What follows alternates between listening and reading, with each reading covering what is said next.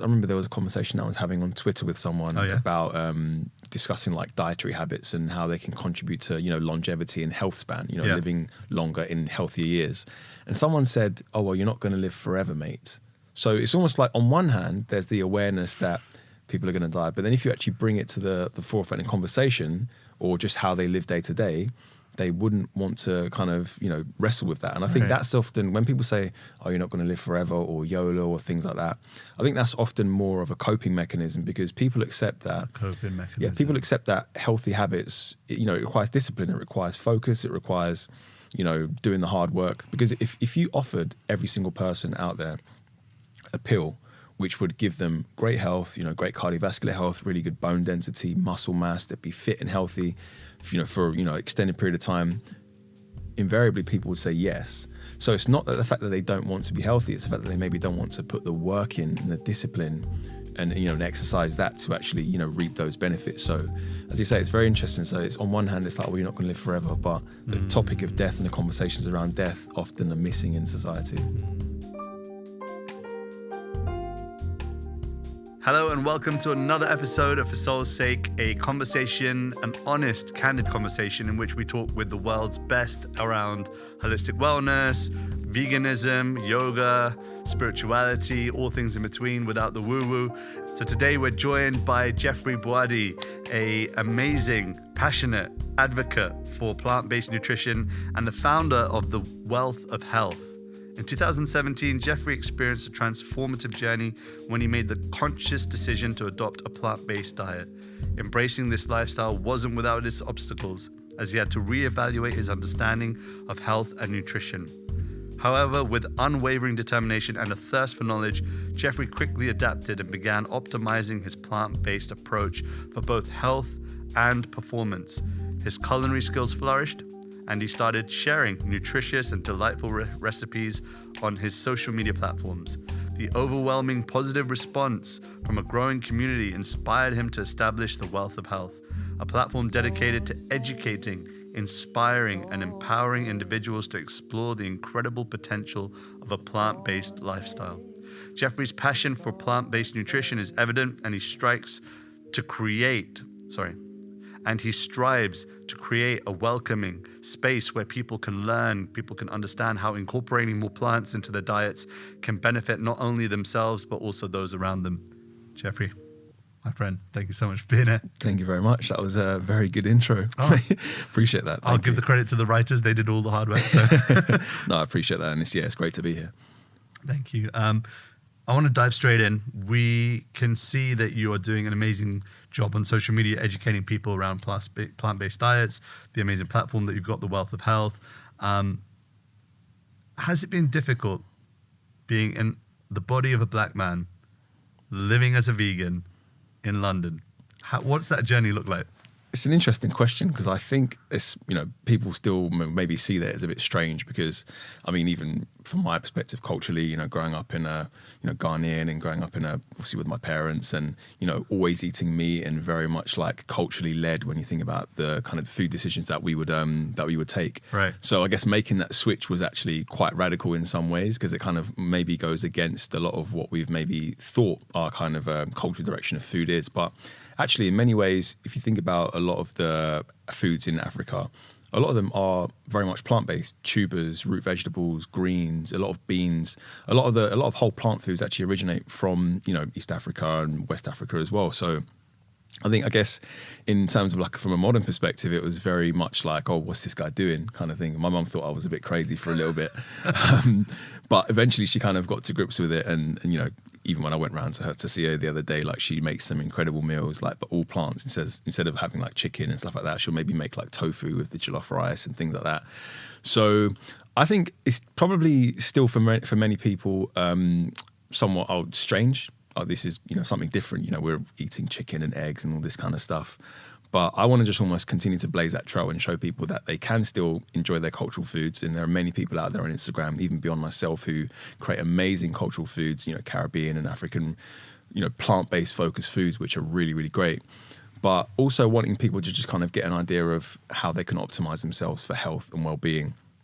and that's really been that's always been my goal. That's always been my aim. So yeah, I'd say, maybe it's a bit of an anomaly to some degree, but I would like to think that, people would start to hopefully maybe get to grips with it.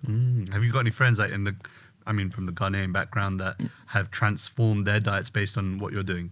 Not in terms of people close to me, probably not. But there are so many of my good friends who are on Instagram. A friend of mine called David Olu he's Nigerian, creates amazing recipes. Another guy called RG Vegan, he creates unbelievable, incredible Caribbean kind of vegan food. So my mouth's watering. So yeah, there are so many people out there who are kind of doing really interesting things. I guess what I've probably done is maybe just brought a bit of awareness to the people that are close to me. I don't think I've kind of made any massive changes to the people around me, but just a bit of an awareness of getting more plants onto your plate, how that can benefit you. So yeah, hopefully people are taking it on board slowly. It's always the nearest and dearest that are hardest to convert in one sense. People that are in my family, to get them to come to a mantra event or to get them to come to meditate with me, that's like mission impossible. That's the holy grail. Yeah, but I think it's always good to, as opposed to going into a mindset of trying to convert people, just live your example. Just be who you are. Live your truth, whatever it is. And if they're going to come on board, they'll come on board, because we can't make people do anything. Talking about nearest and dearest, I want to address that you lost a partner. Yep. Do you want to tell us a little bit about that, and specifically how you were able to, maybe through the lifestyle that you currently have right now, how you're able to heal through that? Yeah, so it's definitely it was a process. It was obviously the most difficult thing I'd ever gone through in my life, and so we got married in 2021, and she unfortunately passed away in late 2021. The most incredible human being, God rest her soul. So yeah, I think for me, I'm very grateful that I was able to kind of move out of that really dark hole that I was in my life, and that I was in my life, sorry. And I think one of the things that I really lent on actually were a lot of the habits that I've cultivated over a number of years. So I think bad things are going to come for everyone. I think a bad day is going to come for everyone, whether that be losing a loved one or something along those lines. I think that's just the nature of life. But I do think that if you're able to cultivate healthy habits, whether that be, ensuring your diet is on point, training, sleeping well, just making sure that you really bolster yourself and almost become like a stronger version of yourself, that can help you in those times when something terrible happens. That's not to say it's not going to be bad, it's not going to suck, but I think you'll be able to maintain a real sense of clarity of thought, and you can kind of almost find your way out of that hole. So one of the things that I wanted to do was really get back into my routine after about a week of it happening. I wanted to get back in the gym. Yeah. I wanted to get back in the gym. I wanted to start eating well again, because I know these are things that make me feel good. These are things that kind of help to, trigger the release of, all these different neurotransmitters, which we know are really beneficial for mood and health and well-being and things like that. Things like dopamine, serotonin. So I wanted to get into that kind of mind frame again and really focus and lean on those habits that I know have served me well for so many years. I think even though emotionally you can feel bad, if you can do certain things to physically help you feel good, I think those really, really helped me. And of course, then that's not to say it was easy. And, this is just my experience. And obviously I can't speak for the experience of, potentially the people who are close to her, like friends and family. It's difficult to, see things from that perspective. I can only speak on, I guess, what I tried to do for myself. So yeah, I think those are things that really kind of, helped me. Thankfully I'm in a really, really good place right now. I've met someone new who's, a beautiful human being. So, and it's always going to be an ongoing process, continuing to lean into health. It's just as like a healing tool. I really believe, and I really do firmly believe that it is a strong tool that, people really cultivate that, you can really bulletproof yourself from some of the hardships that life's going to throw at us. Yeah.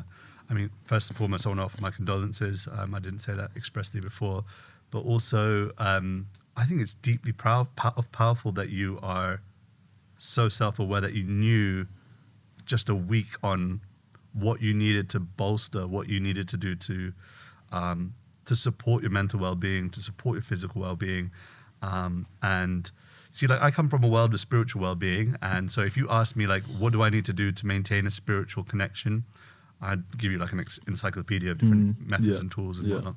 But if you asked me how to deal, in one sense, yes, the spiritual transcends the material, and therefore mental and physical pains are technically meant to be solved. But the reality is that we're practicing spirituality in a material body. Yeah. And the material body and the material mind do still need to be taken care of. They do, absolutely. And that's something that I've been, in one sense, spiritually bypassing for a number of years. But this year was the first year where I've really kind of tried to be more conscious with my eating, conscious with the exercise. And I just feel way more clear with my thoughts, with my ability to convey ideas, with my creativity has just improved like tenfold. It's only been like, 2 months or 3 months in. And I'm seeing that not even physical change, but just mental change. Yeah. And so, I just highly recommend it. If you haven't checked out Jeffrey's stuff before, then just check out his channel, especially if you're an aspiring vegan, if you're just, fully into food, just check out like the kind of recipes he's cooking. It's amazing. Were you always into food? Like, was that? No, Really? I really wasn't at all. Like, so the way that it kind of came about was, a bit of background, I'd grown up playing a lot of sport and playing football in a few different countries and tennis and rugby at school. So I was always focused on like sport. And I think when you come from that kind of background and you're thinking, what do I need to support competitive sport as well? Like, yeah, it's a competitive sport. So I played a lot at school in different rugby tournaments. And then when I played a lot of semi-pro football in the UK, went to like Austria and Norway and a few countries trying to get my foot into the door with some clubs over there. So how did it go? Didn't get to the level that I wanted to get to, but I think it was a great experience. It was fulfilling as well. Yeah, it was a great experience to kind of go to a different country, try and, break into the professional game there. But, so I've got a lot to take away from that. But yeah, I think when you're thinking about it from an athlete perspective, I was just thinking, how can I support my recovery? And I think at that time, I was just so focused on, get your protein in, meat. And that's kind of all I thought at that point. And I then came across a documentary which my sister showed me called "What the Health" on Netflix, which I'm sure a few people may know about. But I always caveat this now by saying that I do appreciate that nutrition documentaries can be very biased. They can push you towards the direction that they're trying to get across. But for me, it was a point where it was almost like a starting point for me to dive into the scientific literature to really see how, if I was going to do a plant-based diet, how I could do it well to still support performance, because I still train in the gym, run, all that kind of stuff. So I was like, how can I support my performance? How can I make sure that if I'm going to take meat off my plate, I can adequately replace it? I know which nutrients I need to look out for, which ones I need to pay special attention to. So that was really the point where I really dived in and, really started experimenting with different foods and, coming across foods that I'd never even considered and understanding nutrition from a wider scope. It's not so much that I just, learned about plant-based nutrition. I learned about nutrition as a whole. And it's not to say that I don't think people who eat meat are unhealthy. That's not the way that I see things. But I do think that, one, it's always a good idea to get more plants and diversity onto the plate, which I'm sure we'll talk about for gut health reasons and things like that. But two, just to have an awareness of really what you're putting into your body. And if you are going to go down that plant-based route, knowing the best way to do it. And it's funny, I wasn't really much of a social media person beforehand. I didn't really like it too much. But coming across all this information, really just felt compelled to share it because I started reaping so many different benefits, like better sleep, more energy, clarity of thought, felt lighter. I just felt so good. And I wanted to just share what I was learning with people. And I guess that's how it kind of grew to where it is now. Give me a little tickle. How do I sleep better? What do I need to do? Well, you need to, there's plenty of things that you can do. Good magnesium's a good one. Okay. Magnesium supplementation is really good. I actually did a sleep video yesterday. Oh, what did that involve? You were film? Yeah, so I did. Sleeping? No. So I did like a kind of routine as to what I do before I go to sleep. Try not to eat too close to bedtime, so 2 to 3 hours before bedtime. Okay. You want to cut out any kind of intake of foods. Magnesium supplementation is really good, as well as L-theanine, reishi mushroom. There's another compound that's found in chamomile called apigenin, which is good as well. Sleeping in a really dark room, so making sure that your curtains are, either blackout curtains or get a sleep mask, which has been one of the biggest game changers for me. And yeah, I don't know. There's a couple of different things that I've looked into scientifically as to why I may have, had better sleep, more omega-3 intake, anti-inflammatory. So there were a number of different things that I did, and that really just benefited me in so many ways. And as I said, I wanted to just start sharing that with the community and really being open about almost my own journey, how it was benefiting me, some of the kind of things I was coming across. And that's where we are now. Far out. I also noticed that on your platform, you spoke about blueberries. Yes. I don't know whether that's like your favorite food, But like, if you were to say like one food that you think everyone should eat like regularly, because I think when people think about vegan culture, right? Yeah. They think about mock meat. Yes. And like, yes. Very, yeah. I mean, the thing is, our guts just can't process that stuff. Like, I always feel like, yes, this is amazing as I'm tasting it. But then I always feel the morning after, like, that was really not good for my stomach. And I just feel really lethargic and really, like, drained out, to be honest. Is there any, I mean, maybe you can talk about that as well, but is there any one food that you think, I mean, should everyone just eat blueberries? Like, is that, you need to put more blueberries in your plate? I think blueberries is a good start for everyone, but I think it's always, you've always got to think about the overall eating pattern as opposed to one specific food, because you can be eating blueberries every day, but then if you look at the rest of your lifestyle, if you maybe not training or you're smoking, you're drinking alcohol, the effect of the blueberries is going to be negated in many ways. So I think in the overall context of a diet, there are definitely certain foods that you probably want to be getting in more of. I mean, berries are a really good one if we're talking about brain health, antioxidant rich. So you're going to, negate the impact of those free radicals, which can kind of affect, DNA and all that kind of stuff. Dark leafy greens are a really good one to get into your diet. You've got lots of iron in there, lots of brain healthy nutrients like lutein, zeaxanthin.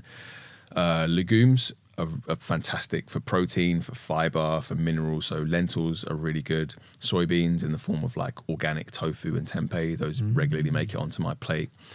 Root vegetables, sweet potatoes, another one that I absolutely love. Vitamin A, really, really good. I want to come in and get your house.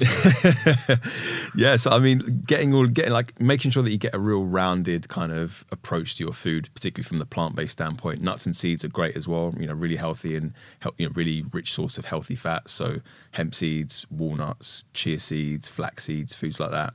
So, yeah, I mean, there are definitely foods that I like to pinpoint and get into my diet a lot of the time, but I think it's also looking at the overall dietary pattern and what that's looking like is really good. It's really good to focus on. Have you found it's been quite an expensive journey?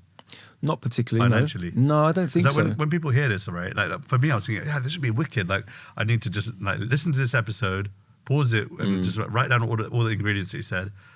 And I'm like, oh, that's going to be like 30 quid more on my shopping bill. To be honest, I think it's a common misconception. I don't think that eating healthy or even eating plant-based is actually going to set you back. I think in many ways it can actually reduce money off your bill. If you're cooking at home, first of all, that's the key. Cook from home, not ordering out too much, because that's going to create some situations where you're paying for the convenience as well as the healthy food. So that's going to increase your price point. But also, as you touched on before, the mock meats, the kind of fake burgers, those kind of, because then they've not really got like a large market share at the moment. So the price point of these foods tends to be quite high. So if you're eating Beyond Meat burgers every day, you're going to be these foods they can be expensive for sure. So I think, just going back to the source, if you think about foods like sweet potatoes, black beans, lentils, broccoli, these foods are relatively cost effective, and many more, chickpeas, butter beans, all these other legumes. So focusing on cooking from home, cooking from scratch more often than not, meal prepping as well, which is really useful. Foods like oats as well, that's another one that I love. I'm always talking about oatmeal. Oatmeal is really cost effective. Yeah. And another way to, reduce the kind of price point is a lot of the nuts and seeds. If you go to the supermarket, they can be quite expensive. But if you get them wholesale, they become a lot cheaper. So I get like my hemp seeds, walnuts. I buy them in like kilo or 2 kilo bags. Works out a lot cheaper. So there are always ways to look at it. And I think it's often a thing that people point towards in terms of like, oh, it's more expensive. But it's really about, are you treating it as a priority? That's really the issue, I think. Does it take up a lot of your time prepping and that? Not really, to be honest. I think sometimes or often, I'd say towards like the end of the week, I might do like a bit of meal prep. So I'll have, maybe batch cook some lentils or batch cook some like tofu and tempeh. So it's just in the fridge.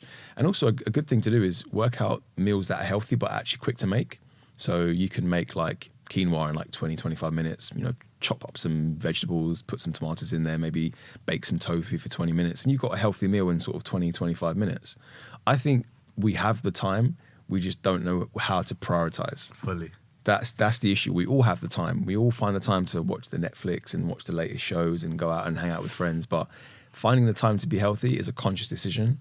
And I think many of us maybe are struggling with that, and then that leads us to believe that we don't have enough time or it's too expensive or things like that. But I don't think that that's the case. You You spoke about prioritizing health, and I think that that's becoming more and more. I mean, it's always been prevalent, but I think it's exploding right now. Like everyone wants to prioritize health. I mean, one thing that in my mind is akin to health. I mean, health for me is like longevity of life, quality of life. But I think from the cosmetic point of view, people are also interested. Like, how do you remain youthful? Is there a food? Is there like an elixir of vegan cocktail that I can make to make me look eternally youthful? Well, if we're thinking about foods that are going to benefit the skin, because obviously we want to, everyone wants their skin to be smooth and whatnot. Yeah, there are certain foods that can help, but again, of course, it's within the context of your overall lifestyle. You still need to, make sure you're reducing your alcohol consumption, smoking, and training and things like that. But foods like sweet potato, good source of vitamin A, so that will help to hydrate both layers of the skin. Blueberries are another really good one because they contain a antioxidant called a class of antioxidants called anthocyanins, which actually help to prevent breakdown of collagen in the skin. And obviously, collagen is the most abundant protein in the skin, so that's a really useful one as well. Avocados, really good source of monounsaturated fats. Other foods that are rich in antioxidants like walnuts, rich in vitamin E and also healthy fats, omega-3, alpha-linoleic acid. So, chia seeds, hemp seeds, they kind of fall into that category as well. So focusing on those foods are going to, give you a pretty decent chance, but of course you have to get a bit of luck. Make sure you hydrate as well. So yeah. I mean, one podcast guest came in earlier and she was like, I just want to say one thing. You've got the most amazing skin. I was like, I promise I don't use foundation. I promise, it's just genes. Like I'm not eating definitely enough antioxidants. I'm definitely not eating any sweet potato. So I need to be eating Well, this is the thing. People, you got to get lucky as well. I think I've always been quite lucky. It's not like when I went plant-based, my skin just dramatically cleared up. That has worked for a lot of people, though. It has. But I mean, either way, it's good to get these foods into your diet regardless. Have you found that there's a connection between food and, I mean, this podcast is all about spirituality in one sense. Yeah. The broader sense, like spirituality can contain so many different things. Yeah. But have you found that there's been any correlation between food or diet or nutrition or health and wellness and a spiritual connection? Do you think that there's... Yeah, I think so. I do think that, being in tune with exactly what's going into your body, because as you touched on earlier, people have that kind of spiritual side, but maybe don't focus on the physical vessel. Also, we all have a spirit within us, but it's carried within this physical vessel. And I think we have to focus on trying to give that physical vessel everything that it needs to function optimally. So whether that's, your dietary habits, your sleep, your physical exercise, your management of stress. So I do think that when you start to focus and really dial in on these things, you almost get a closer connection with, you definitely get a closer connection with, the foods that you're getting into your body and potentially where these foods are being sourced from as well. And just a better connection with self as well, in terms of like, I think discipline in that area is self-care in many ways. So if you're disciplined with your nutrition, sleep habits, training, you're definitely going to, start to reap those benefits, get that deeper connection to self. So I definitely do think that there is that element to it as well. Do you have like a personal practice, like a spiritual practice, or do you consider this wellness your spiritual practice? No, so I'm a Christian, so I pray and I still, want to have that connection to God and that relationship with God at all times. Amazing. Yeah, so I think there's definitely that as well. Dialing in on nutrition, just kind of bringing you closer. Amazing. I mean, were you always like? I mean, because the way you speak is like very purposeful, scientific, very clear. Like I'm almost like, wow, I want to take a note of all these things, like all these vitamins that I could potentially get, and it's just very, very. It's very educated. Were you always like really studious? No. Oh, okay. No. Honestly, I definitely think that the turning point for me in many ways was shifting my diet and becoming aware of that, and that just cascaded into kind of me, grasping a deeper understanding of myself, of the world around me. But then, of course, when you have tragedy and you deal with trauma, I think it can, in many ways, it can either break you or kind of help to widen your perspective. And I think with what happened with me in 2021, I wanted it to help widen my perspective and understand almost that, life is short and none of us are going to be here forever. So we've got to just make the most of it and do the best that we can. I think back in my football days, as I mentioned, when I was playing football, I was very much not this person who was like very kind of intentional with the way that they live, very purposeful. I was very much kind of living in the moment, which is a good thing, actually. I think being present is very good. You know, Eckhart Tolle, The Power of Now, my favorite book ever. But I do think that I've become more kind of just aware of exactly what I'm doing, exactly how I want to do things. Become aware of like the how life can literally just slip through the fingers at any moment. No? Yeah, exactly. And I think that helps to kind of, it almost shapes how you act with people and how you kind of just operate in day-to-day life. You know, I think there's so much in society now which is, you know, probably not the best in terms of the way people approach things, but I want to just try and do things in a good way and just be intentional and live with intent. And everything that I do, I want it to be intentional and have purpose behind it. I don't really feel there's a need to just do stuff for the sake of doing it or be absent-minded. But yeah, I think a lot of that definitely came down to that decision that I made to be more conscious with what I was putting into my body. Wow. I mean, one of the things that you said, speaking about like how the futility and the fickle nature of life, and how, you know, any moment could be, any day could be our last, let's be honest. It's really like that. And one of the things that really sticks with me when it comes to that topic of conversation is around the life of the Buddha and how his exposure to all those things, birth, old age, disease, and death, gave him a wider outlook on the way in which he conducted his life. And one saint by the name Bhaktivinoda Thakur, he says that we should regularly expose ourselves to death, because it gives us so much in the way of widening our scope and vision for this lifetime. And it sounds super morbid, like why would anyone want to expose themselves to that? But the truth is that it's going to happen to us, it's going to happen to people that are nearest to us. And so the material world has this amazing ability to just mask it all over. 100%. To make it look like, you know, I just found out recently that Tom Cruise is 60 plus. Did you know that? Yeah. 60 plus. Tom Cruise. And those in the Bollywood world, Shah Rukh Khan is also 60 years old. I'm mind blown. How are these people, like the perception of age is completely disappearing. Like people are living longer, people are looking younger for longer. Yeah. But all that does in one sense also is it also makes people believe that they're going to live forever. Yeah, exactly. And that kind of like being blind to that, yes, in one sense people are like, yeah, ignorance is bliss, you know. But at the same time, on the same token, I think there is something to be said about being honest about the mortality of this human body. Yeah, and being prepared for it. Being fully prepared for it. It's coming for all of us. Yeah. We don't want to talk about it, but I think, particularly in the West, I think the way that we deal with death is very much, as you say, put it to the back of mind. Yeah. Don't need to think about it. But it's coming. And as I said, that unfortunately, it sounds morbid. It sounds morbid to say a bad day is coming for all of us, whether we're going to lose our loved ones, whether we're going to, you know, someone that we know close to us is going to die.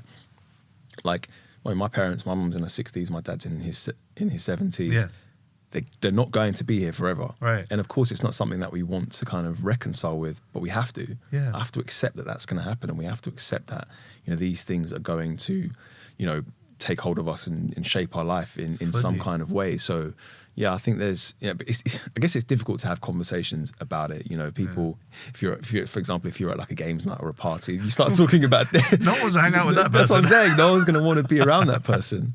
But, you know, these are conversations that I think need to be brought to, they don't have to be front of mind all the time, but they just need to just be brought into our consciousnesses in the fact that these things are going to happen.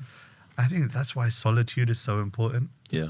Like, okay, if you're not going to speak to other people about it, at least just do me a favor. If you've never ever thought of the point that you are going to have to leave this body, I'm talking to the viewer, I'm talking to everyone that's in this room, just take a pen, take a paper, or just take your phone and just write the word, I will die, this body will die, something to that effect, and just start free writing and just become fully conscious and aware that this body is not going to last forever. What you put in it is going to be important. The way you treat other people does matter, because I mean the whole thing, the way that you live life will just completely change if you just bring that to the forefront.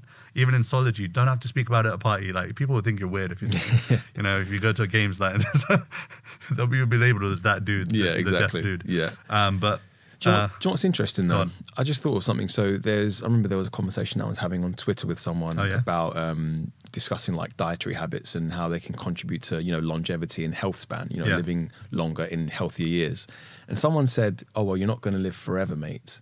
So it's almost like on one hand, there's the awareness that people are going to die. But then if you actually bring it to the forefront in conversation or just how they live day to day, they wouldn't want to kind of, wrestle with that. And I think that's often when people say, oh, you're not going to live forever or YOLO or things like that.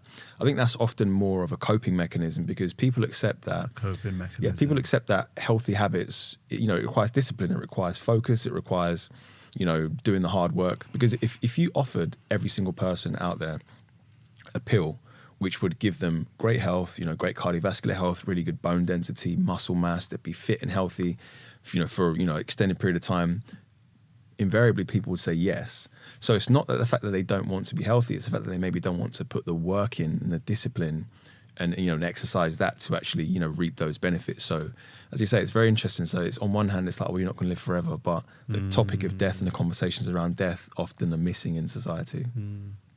We've become a society more and more, and it's not that it's just even society. It's I feel like I do it more and more. It's you don't say what you mean, and you don't mean what you say. Yeah, everything's got a little colloquial, like you're not going to live forever, but it's like you never really think about that. Yeah, and I think that we've become a very unintentional mass of people living on this planet, and it's coming. There's a wave of awakening coming. There's a lot of people that are finally like people like yourself that are doing amazing things on social media that just awaken people that are on that platform, and you're a living example of it. So I mean, kudos, man. Appreciate that. Anything that you wanted to share that's currently going on in your life that you feel people should hear about, that you think would be interesting for people to take away, either educational or just like anything spiritual, just like anything that's in your mind? I mean, I think it's. Again, my main focus is like dietary habits and always wanting people to just be conscious. I think one of the biggest things in society is the lack of consciousness and maybe the disconnect between what people are putting into their bodies and their outcomes in terms of like disease, mental well-being, physical health, all those types of things.